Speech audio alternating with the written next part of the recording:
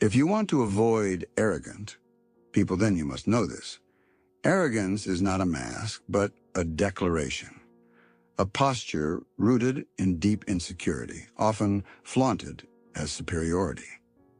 From the earliest days of human interaction, it was clear that the most corrosive force to inner peace was not always external conflict, but the silent erosion caused by repeated encounters with the arrogant. These individuals operate not in the realm of shared humanity, but in the illusion of their own infallibility. It becomes necessary to understand how, why, and when one must distance oneself from such personalities, not out of contempt, but out of protection for one's own psychic integrity. From the depths of analytical thought, it is evident that arrogance is often a defense mechanism, a barrier erected to prevent others from seeing the fragile, wounded self within. Yet the damage it can cause in others, especially those who strive to live with empathy, humility, and growth, is substantial and sometimes irreversible. It begins with subtle dominance in conversations, where instead of listening, the arrogant impose. Instead of connecting, they compete. Their words are not bridges, but battlegrounds. The impact on a receptive mind is slow, like poison drip-fed into the soul. Over time, self-doubt takes root.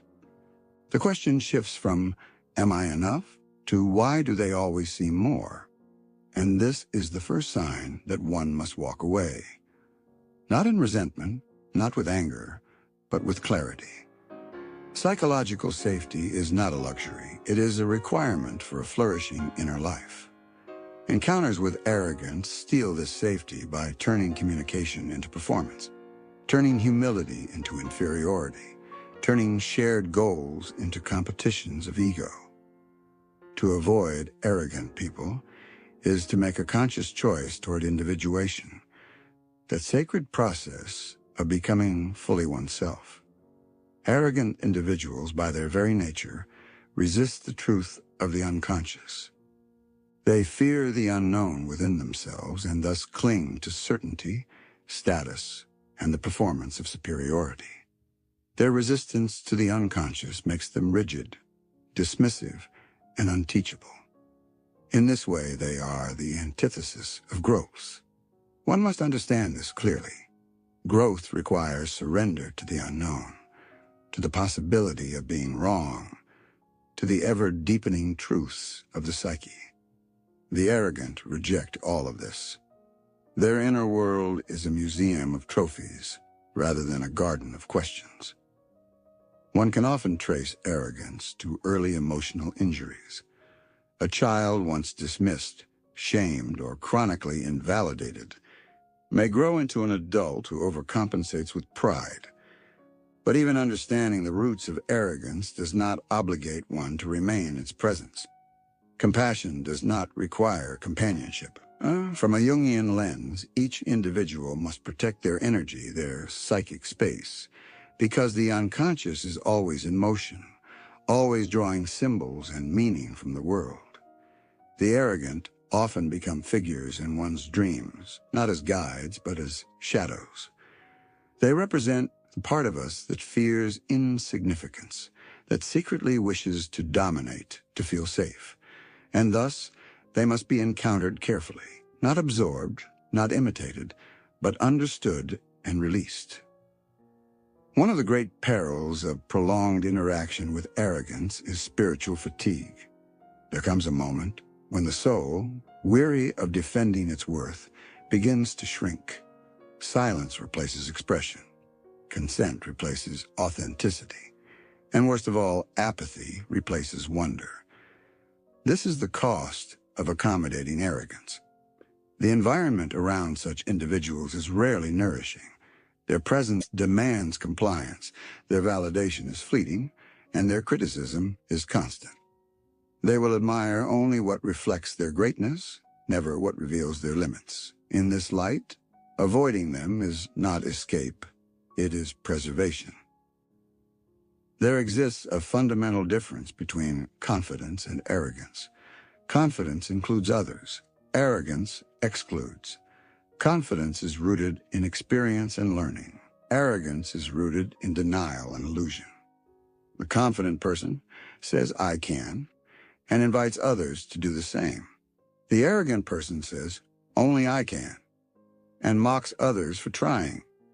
This distinction is critical because it helps the observer differentiate between those who are leaders and those who merely dominate.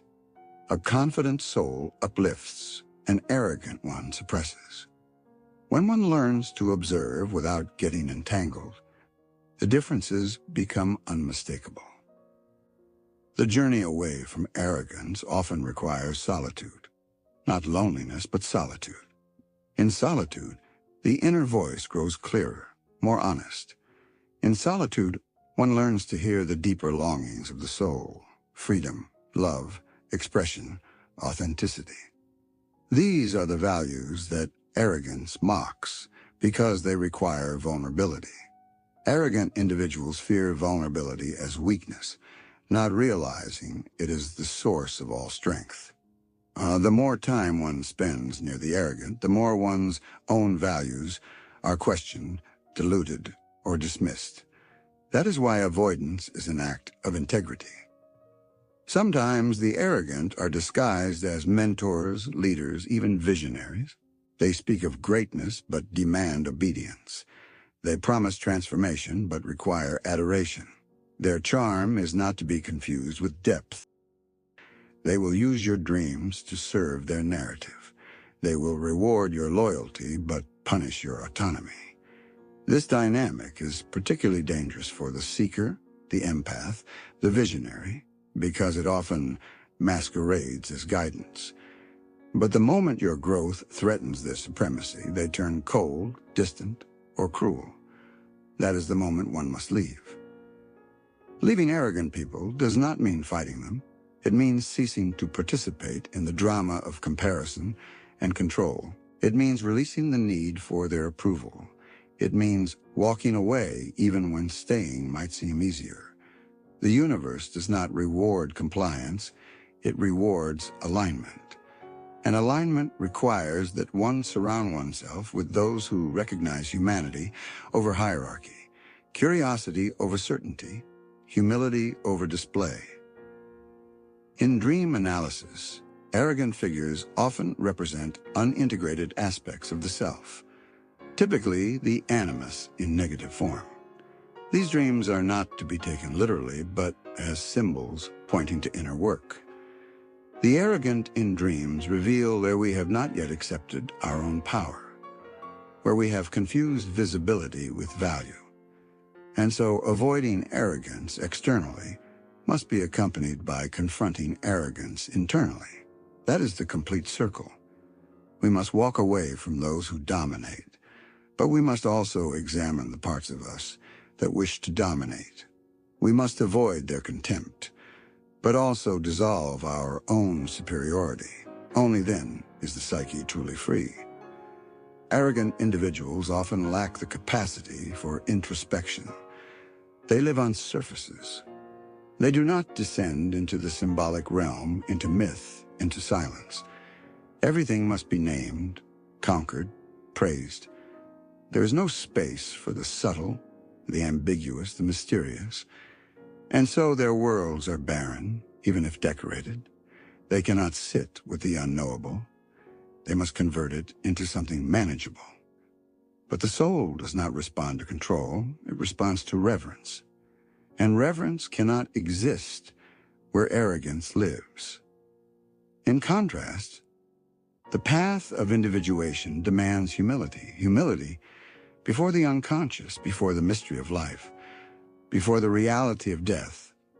Arrogant people deny death not because they don't believe in it, but because they cannot tolerate the idea that something might exist beyond their grasp. This denial makes them dangerous in leadership, in friendship, in love. Because they do not surrender, they cannot yield. And because they cannot yield, they do not grow. To grow, one must be willing to be wrong. to not know, to fail, to be laughed at. The arrogant avoid all of these. That is why they are stuck.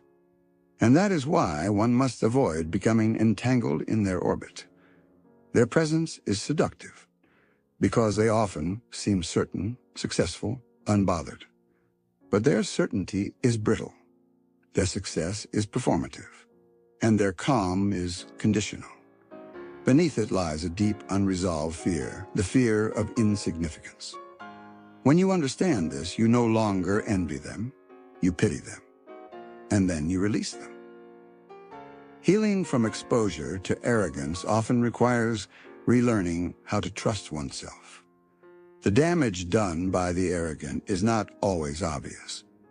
It can manifest as hesitation, as perfectionism, as chronic self-surveillance. You begin to measure your worth by how well you were received by someone who could never really see you.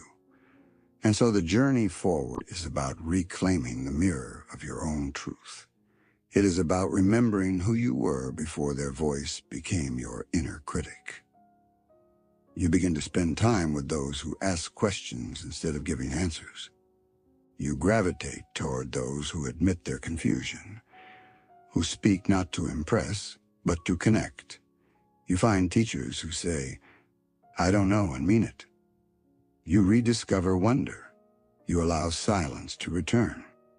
And in that silence, you hear the voice that was buried beneath years of needing to prove something. That voice does not shout, it whispers. It reminds you that you are not here to be important. You are here to be real. To avoid arrogance is to make space for mystery.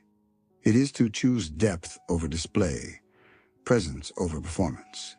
It is to build a life where power is shared, not hoarded. It is to walk lightly, to laugh at oneself, to welcome feedback, to remain teachable. It is to hold the paradox that we are both dust and divine, and in that holding, we become whole. Avoiding arrogant people is not a judgment against them. It is a choice for yourself. It is a declaration that your mind, your heart, your journey deserve fertile ground, that you will not waste your becoming in the shadow of someone else's denial, that you will no longer dance for crumbs of validation, that your story is not a stage for someone else's ego. You step off that stage. You walk into the forest of your own becoming. You learn again how to breathe, and slowly, the garden grows back. How did you like our video? Do tell us in the comments. And what do you want the next video to be about? Thank you for watching till here.